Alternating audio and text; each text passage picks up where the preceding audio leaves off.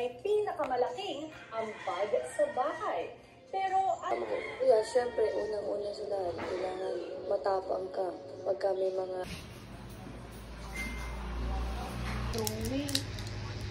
Like masal niya. Anya de.